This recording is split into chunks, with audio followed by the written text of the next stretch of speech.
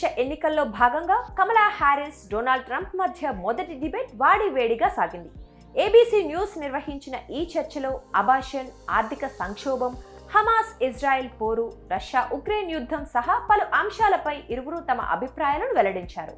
ఫిలడెల్ఫియాలోని national constitution centre వేదికగా జరిగిన ఈ చర్చలో ఇరువురు పరస్పరం విమర్శలు గుప్పించుకున్నారు. డిబేట్ ప్రారంభానికి ముందు ట్రంప్, హ్యారిస్లు కరచాలనం చేసుకుని వేదికపై తమను తాము పరిచయం చేసుకున్నారు.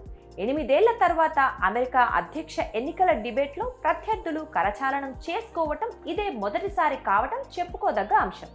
ఆసక్తికరంగా ఇద్దరు నాయకులు కలుసుకోవటం కూడా ఇదే మొదటిసారి.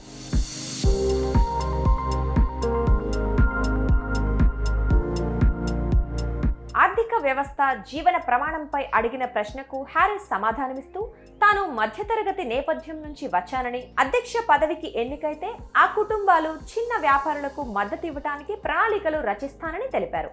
ట్రంప్ను లక్ష్యంగా చేసుకున్న హ్యారిస్ ఆయన బిలియనీర్లు, పెద్ద సంస్థలకు పన్ను మినహాయింపులు ఇస్తారని విమర్శించారు. జో బైడెన్ బాధ్యతలు స్వీకరించే సమయానికి దేశ ఆర్థిక వ్యవస్థ పరిస్థితిని గుర్తు చేశారు. ఒకానొక సమయంలో డొనాల్డ్ ట్రంప్నకు మీకోసం ఎటువంటి ప్రణాళిక లేదని దుయ్యబట్టారు.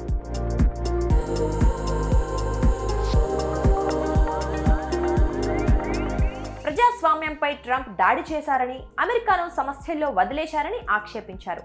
ఆయన మళ్లీ ఎన్నికైతే చిక్కులేనన్నారు. ట్రంప్ మాట్లాడుతూ అమెరికాను నెంబర్ 1గా నిలపడమే తన లక్ష్యమని పేర్కొన్నారు. చర్చ వేడెక్కడంతో ఇమిగ్రేషన్ విషయంలో బైడెన్ పాలనను ట్రంప్ లక్ష్యంగా చేసుకున్నారు. దీనికి హ్యారిస్, మీరు అరిగిపోయిన పాత రికార్డును వినిపిస్తున్నారని, అబద్ధాలు ప్రచారం చేస్తున్నారని ఎదురుదాడి చేశారు.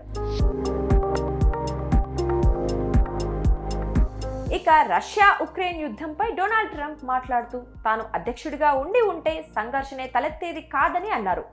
మీరు రష్యాతో యుద్ధంలో ఉక్రెయిన్ విజయం సాధించాలని కోరుకుంటున్నారా అన్న ప్రశ్నకు ట్రంప్ నేరుగా సమాధానం ఇవ్వకుండా యుద్ధం ఆగిపోవాలని భావిస్తున్నానని చెప్పారు.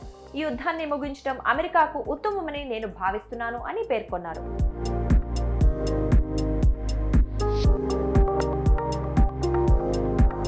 దీనికి కమలా హ్యారిస్ కౌంటర్ ఇస్తూ ట్రంప్ అధ్యక్షుడిగా ఉంటే రష్యా అధ్యక్షుడు వ్లాదిమిర్ పుతిన్ కీవ్లో ఉంటారని, పుతిన్ ఒత్తిడికి ట్రంప్ తలొగ్గి ఉండేవారని ఎద్దేవా చేశారు.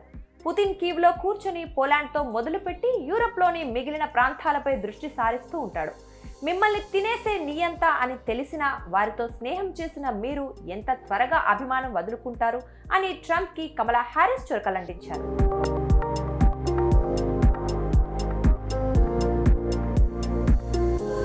ఇక ఇజ్రాయెల్ హమాస్ యుద్ధం గురించి కూడా ఇరువురు తమ అభిప్రాయాలను పంచుకున్నారు.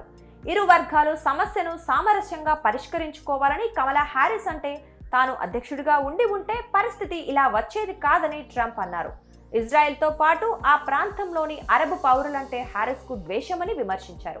ఈ వ్యాఖ్యలను తిప్పికొట్టిన కమలా హ్యారిస్ ట్రంప్ వాదనలు నిజం కాదని, ఇజ్రాయెల్కు నా మద్దతు ఉంటుందని నొక్కి చెప్పారు. ఇజ్రాయెల్కు ఆత్మరక్షణ హక్కు ఉంది, కానీ ఈ యుద్ధం ముగియాలని మేం బలంగా కోరుకుంటున్నాం. ట్రంప్ నియంత్రణను ఆరాధిస్తారు. కిమ్ జోంగ్ ఉన్కు ఆయన ప్రేమ లేఖలు రాశారు. ఆయన తాలిబన్లతోనూ చర్చలు జరిపారు. ప్రపంచ నేతలు ఆయన్ను చూసి నవ్వుతున్నారు. నా విదేశీ పర్యటనలో ఇదే అంశం ప్రస్తావనకు వచ్చేదని, అమెరికా ప్రజలను విభజించేందుకు ఆయన విద్వేషాలను రెచ్చగొడుతున్నారు అని కమలా హ్యారిస్ మండిపడ్డారు.